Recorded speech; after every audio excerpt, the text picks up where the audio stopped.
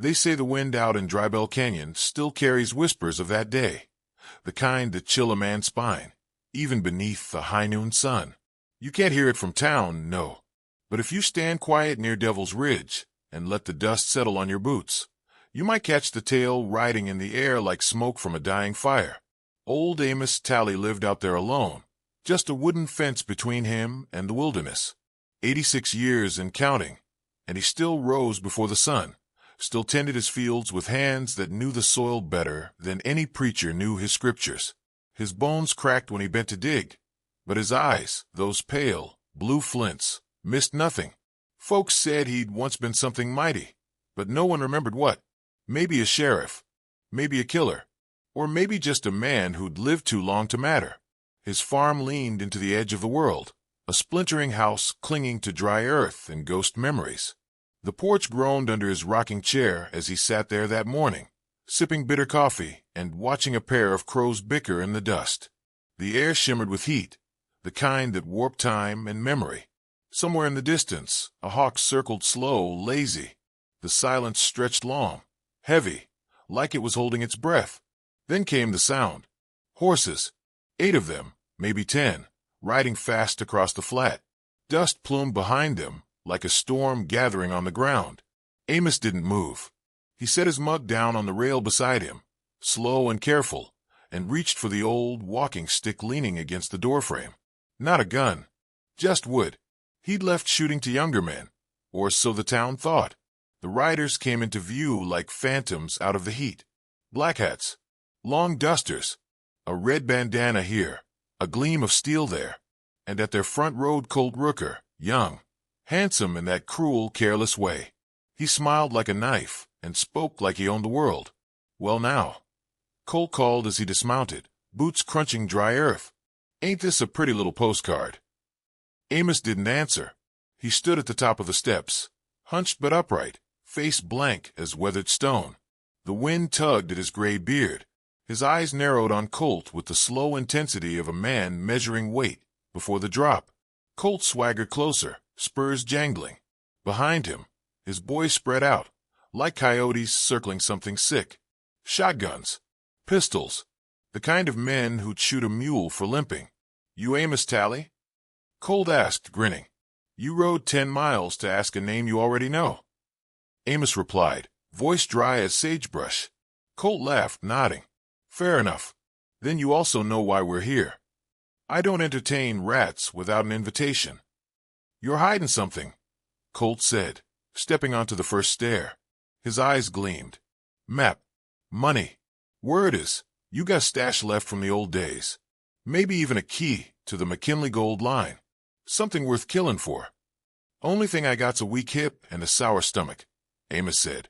"Ain't worth much unless you want to trade bullets for arthritis." Colt's grin faded. He stepped closer, raised his hand, and struck the old man across the face. Amos stumbled back, but didn't fall. Blood ran from his split lip. He straightened slow, eyes burning now, not from pain, but from memory. He looked Colt square in the face, lips tight. "You're making a mistake, son." The gang moved fast then, tearing through the house like termites. Kicked down doors, ripped up floorboards, broke dishes, slashed curtains. Found nothing. Colt stood in the yard, watching Amos with growing irritation. "So this is it," he spat. "A dusty house and a bunch of lies? You came looking for something that don't belong to you. And you came looking to get buried." Amos didn't flinch when 2 of them grabbed him, dragged him down the steps, and threw him to the ground. His back hit the dirt hard. The cane clattered beside him. One of the men kicked it away. Another boot struck Amos in the ribs. "Old bastard," someone muttered, raising a rifle butt.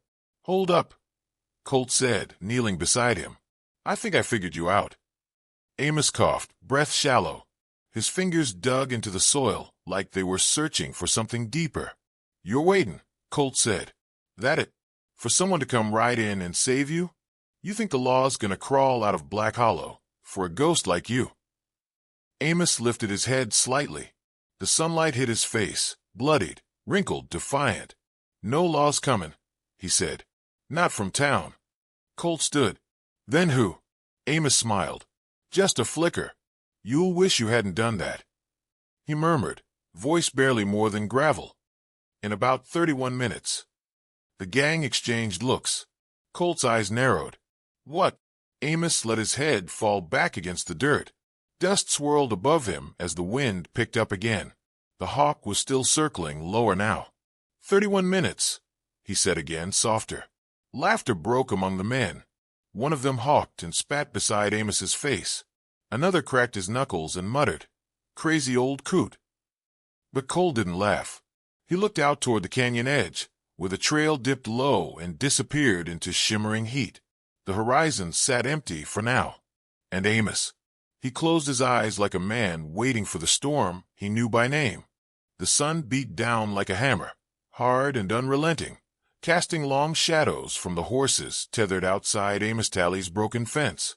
Inside the house, the gang moved with a kind of careless hunger, ripping open drawers, smashing jars, peeling back floorboards like they expected secrets to be tucked beneath the dust.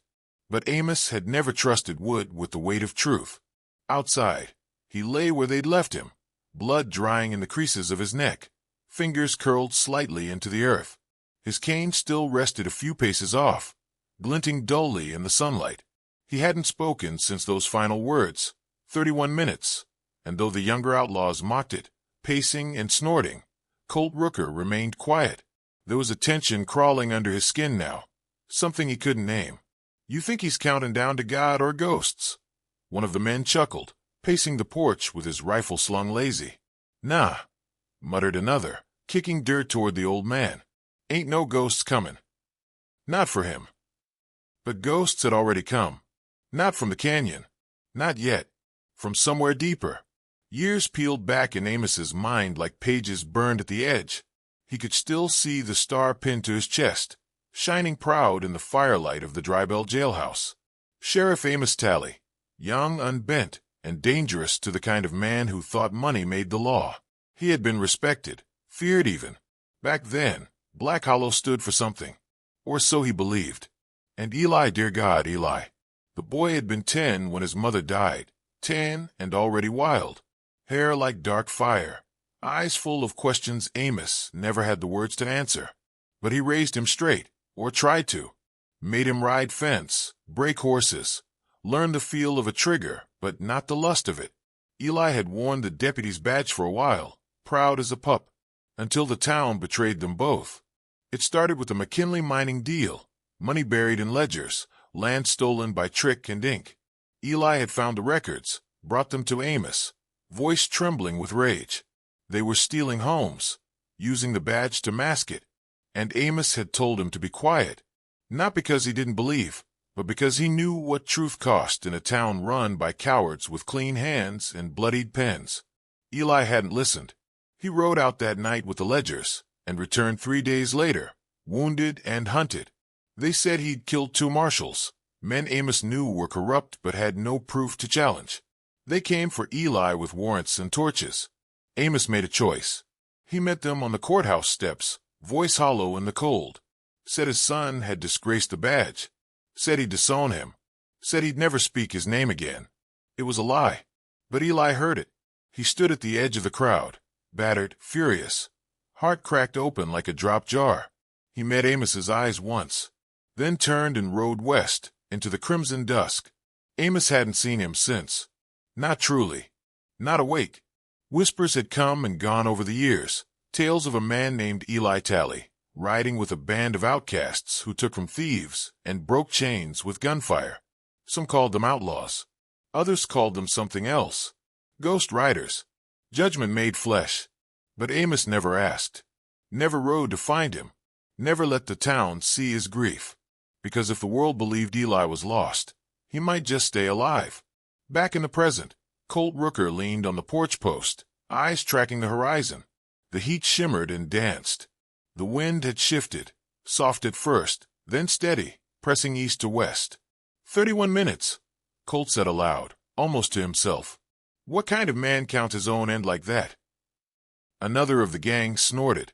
Old Buzzard's lost his damn mind. Colt didn't answer. Instead, he squinted. Far off, near where the land dipped into canyon shadows, something moved. Not fast, Not yet clear, but it was there. Dust rising in a strange, spiraled pattern. Tight and controlled, not wind-blown. Riders. Boss. One of the gang called, noticing. Colt turned his head slowly. How many? Can't tell yet. For maybe 5. But they're moving, like they know where they're going. Colt spat in the dirt. Could be ranch hands. Maybe sheriff. No sheriff in Black Hollow got the guts. Colt looked down at Amos.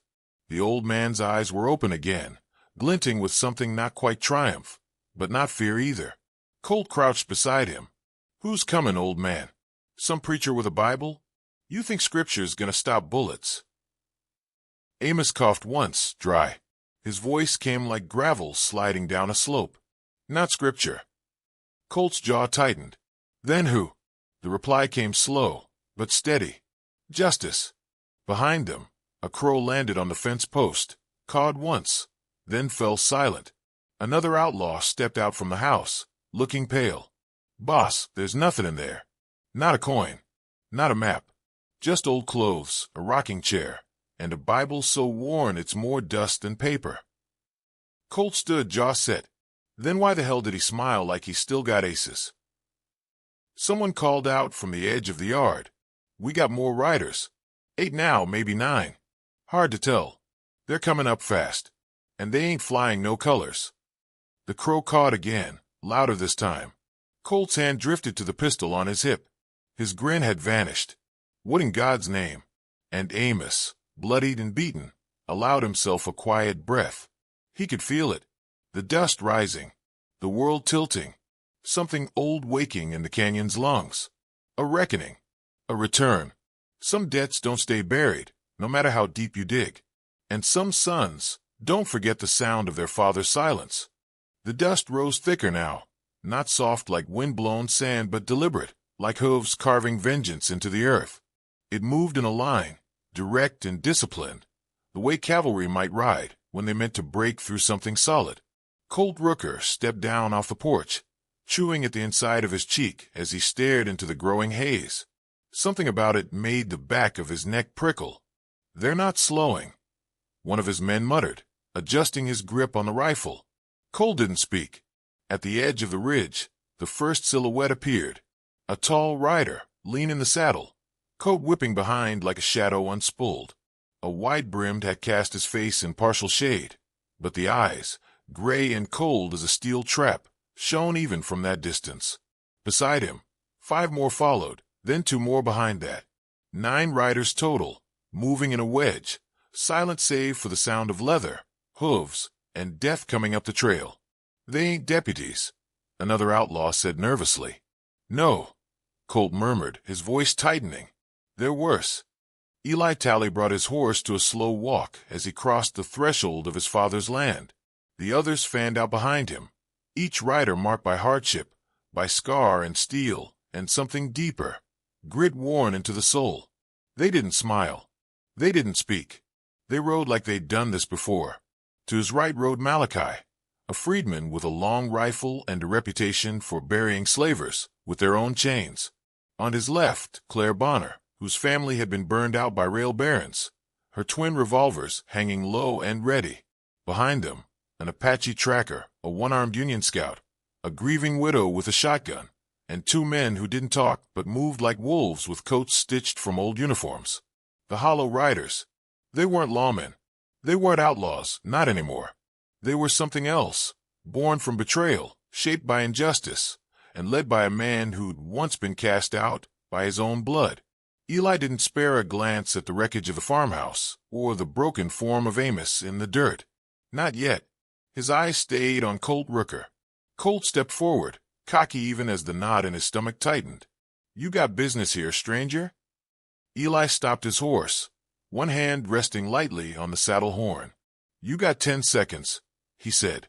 That voice, aged but exact, as if it had never softened, echoed over the yard. It landed heavy, like a verdict. Colt blinked. 10 seconds for what? Eli's jaw tensed. To ride. All of you. Leave the guns, the horses, and your boots. You go barefoot into the hills. You look back, you die. Laughter sputtered from the rooks. One of them elbowed another, pointing. "Is this a sermon or a show?" Colt grinned wide, spit in the dirt. "Hell, you got a lot of nerve for a man riding in with a choir of beggars." His words were still hanging in the air when the shot cracked. It was clean. Fast. Thunder without warning. Colt's hat flew from his head. The crown split clean through. The bullet had missed his scalp by less than an inch. Silence dropped like a curtain. Eli hadn't moved. His rifle, now settled against his shoulder, still smoked at the muzzle. Gray eyes locked on Colt's face without emotion, without malice. Just certainty. Colt didn't smile anymore. "Time's up," Eli said. Then the canyon exploded. The Hollow Riders opened fire with precision and fury. Claire's revolver sang in harmony. Each shot a curse sent from grief. Malachi's long rifle cracked, skulls like justice in thunder form. The rooks scrambled, shouting, ducking behind fences and wagons. One went down screaming before he ever reached cover. Eli dismounted mid-charge, rolling to the dirt and landing behind an overturned feed cart. He moved like a ghost, fast and surgical, shooting not to spray but to end. Colt screamed orders, dragging two of his men toward the barn, bullets biting inches from his boots. "You don't know what you're starting," he yelled into the den. Eli moved through the yard like he'd been born to it. His boots found familiar grooves in the earth, memories etched beneath every bloodstain. He ducked behind the water trough, popped up, and put a bullet between the eyes of a man trying to scale the porch. Another outlaw tried to flank right, only to be met by the Apache's blade flashing in a blur, quiet as a whisper but final as a tomb. Inside the house, one of the rooks took a woman hostage, old Miss Mabel from the town, tied up for sport. She screamed once before the widow's shotgun burst through the wallboards. No one heard her scream again. Colt made it to the barn, breath ragged, eyes wild. 3 of his men were already down, another bleeding out by the fence. He dragged open the door, searching for high ground or mercy. He found neither. Eli was already inside. The two stared at each other, the standoff tightening like a noose. Dust floated in beams of golden light, slicing through the wooden slats. Horses neighed and kicked in the stalls. "You're Eli Tally," Colt said, panting. Eli didn't deny it. "They say you're a killer. Say you murdered marshals, burned towns. They also say the devil plays banjo in the swamp. Doesn't make it true." Colt drew first, but he was slower. The bullet caught him high in the shoulder, set him spinning. His gun clattered across the dirt. Eli walked forward, slow, deliberate. Colt clutched his arm, trying to crawl away. "You gonna kill me?" he croaked. Eli looked down at him, the rifle lowered now. "Not today." Colt blinked. "I want you to live with it," Eli said. "What it feels like to run from what you tried to own.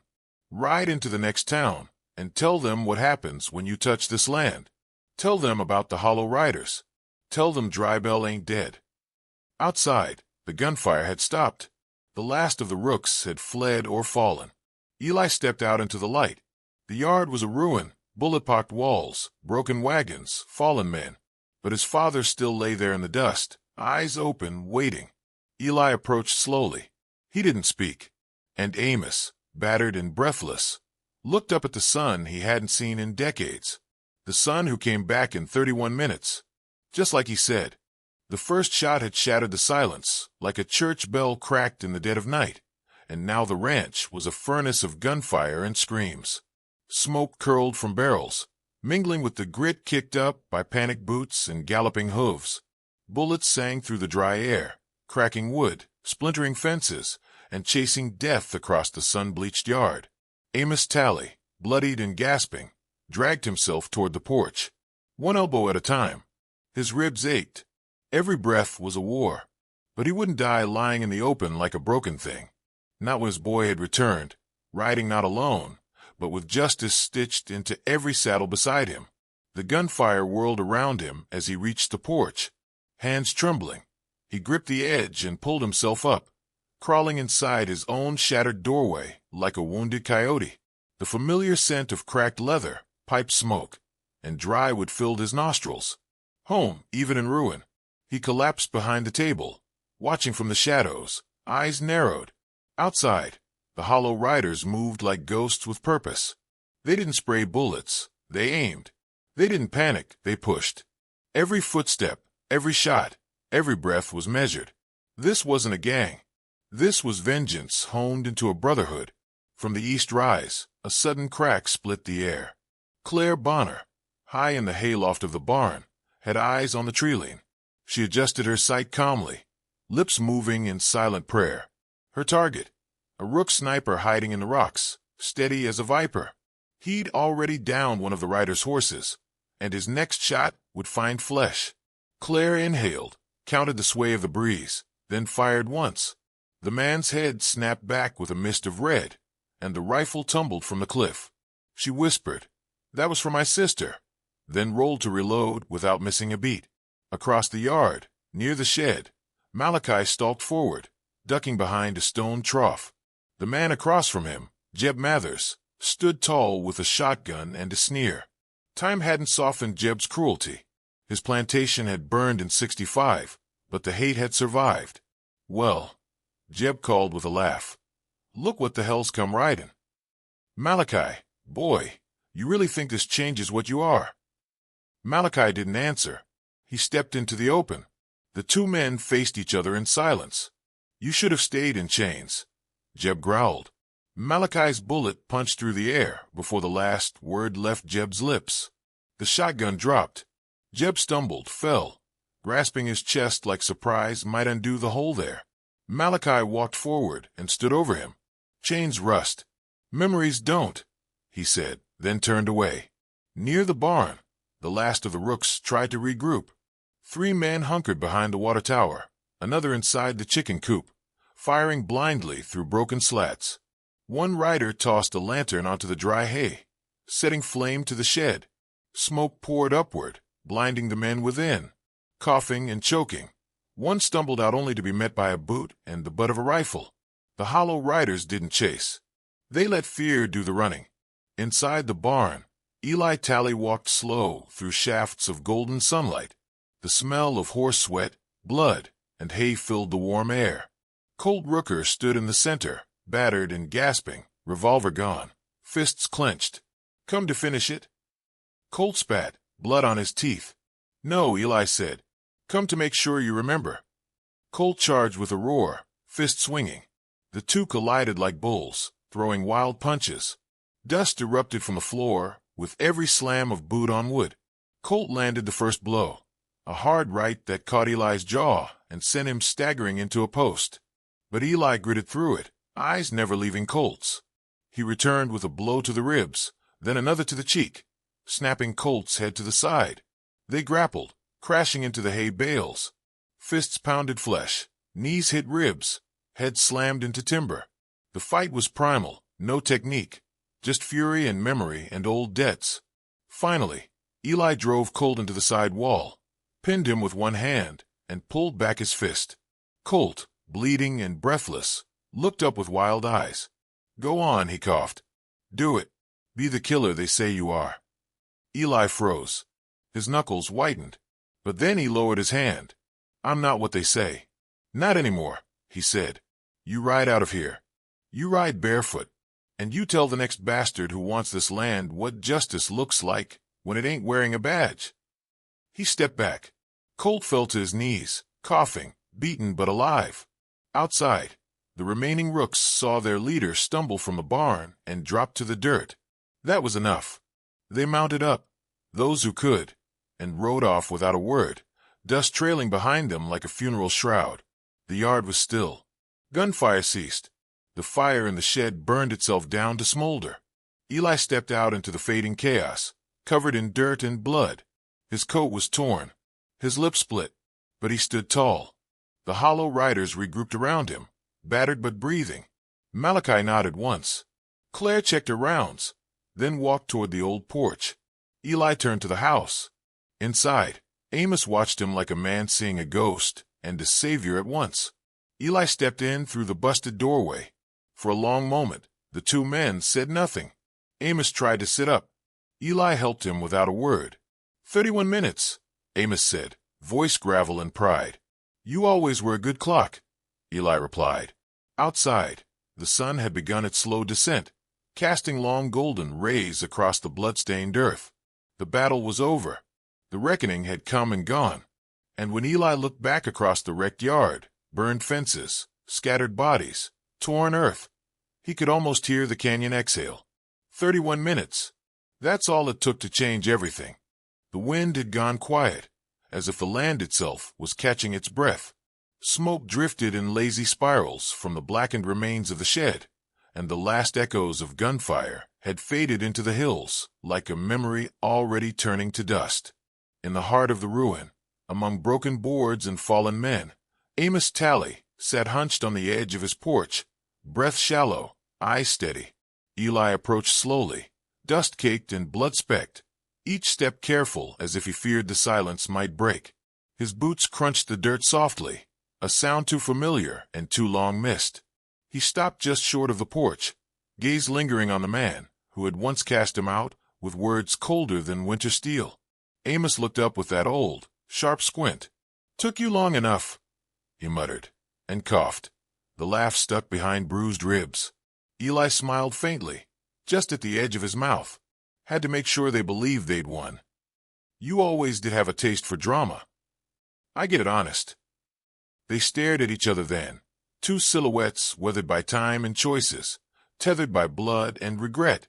The sun dipped lower, casting orange light across the wreckage of a ranch that had once held a family. Eli climbed the porch steps. He didn't rush. He didn't speak. He just sat beside his father, knees aching, breath heavy, and for a few moments they both watched the land like they were seeing it for the first time. "I sent the message," Amos said at last, voice a rasp over sandpaper lungs. "I know. Through Jed Carter. He found me in Kansas. Still wears your old hat." "He owed me," Amos said, almost to himself. "You know I had to lie. Back then, when the law came down." Eli didn't answer, not right away. The silence between them wasn't thick. It was worn, familiar, a silence built over years of absence and the things they never said out loud. "I figured it out," Eli said finally. "Took me time, but I saw the way it had to be." "I never stopped believing in you," Amos said, eyes locked on the horizon. "Not for a damn second. Just didn't want the world to kill you like it kills every good man with a gun." Eli exhaled slow. "You raised me right. Just didn't know justice would wear a different coat." "I see that now." They didn't speak of apologies. Some wounds didn't need stitching. They simply stopped bleeding once the air touched them right. From across the yard, the hollow riders watched the scene unfold. No one spoke. No one moved. One by one, they removed their hats. Malachi, Claire, the widow, the scout. A quiet gesture, reverent and firm, as if acknowledging a king. Amos noticed, and his lip twitched in the closest thing he had left to a smile. "Your people," he said, voice low. "My family," Eli replied. "Hard lives," Amos said. "Hard truth makes hard men." He looked at his father then, not as a man who had once turned his back, but as one who had carried the weight of a dying world on tired shoulders and still held his ground. "You ready to rebuild this place?" Eli asked. Amos chuckled, winced, and nodded. "If you're sticking around." For a while, they sat together in the failing light, shoulder to shoulder, two stubborn men against the long night. And for the first time in years, the house on the edge of Drybell Canyon felt full again. They still talk about Drybell Canyon, out where the wind moans low and the sky forgets its own edges.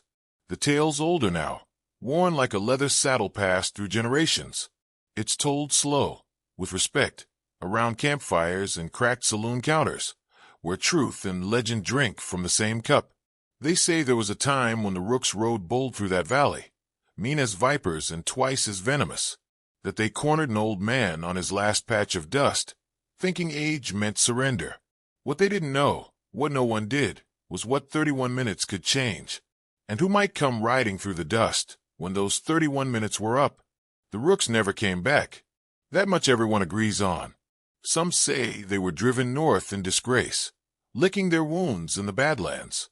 Others whisper darker fates, picked off in the hills by shadows no one's ever seen, their bones swallowed by the red earth. Drybell Canyon changed after that day. Not overnight, but like slow rain seeping into cracked stone. The saloon grew quieter. Mean eyes turned away in shame, and the sheriff stopped pretending he didn't hear gunshots in the night. Even the land seemed to soften, less blood in the soil, more grass growing wild between the stones. The hollow riders vanished like ghosts before the sun rose. No camps left behind, no sign of their horses, but deep hoof prints along the southern trail. Some say they split off to help other broken places, showing up wherever law failed and leaving only stories behind. Others believe they never really existed, that they were born of the land itself, summoned by the last breath of a righteous man.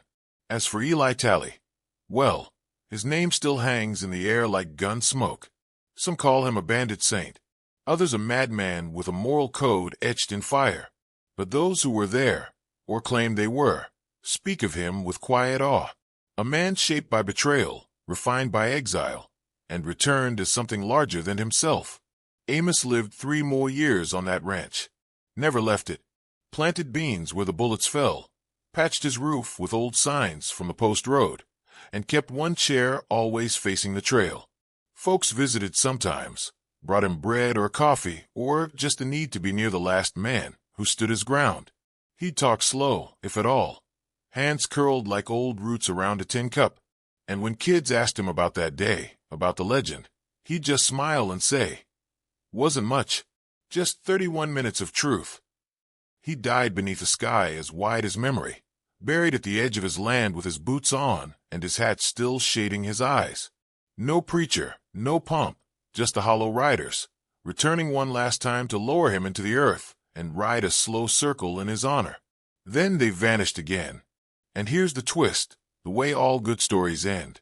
Some versions of the tale, told in the mining camps up north or whispered in the canyons beyond Santa Fe. They say Amos never had a son. That Eli Talley was just a mask, a name the old man once wore when he was young and wild and too fierce to settle. That he vanished once to protect justice, and came back when justice needed protecting again. Of course, that version don't hold water if you knew Amos, unless you looked into his eyes on a certain kind of day, and thought you saw a storm he'd once ridden through. And if you ever find yourself riding past Drybell Canyon near dusk, when the sun paints fire across the sky and the wind carries voices not your own, you might hear it, the sharp crack of a rifle echoing across the ridges, and an old man's whisper floating on the wind. 31 minutes. That's all it ever took.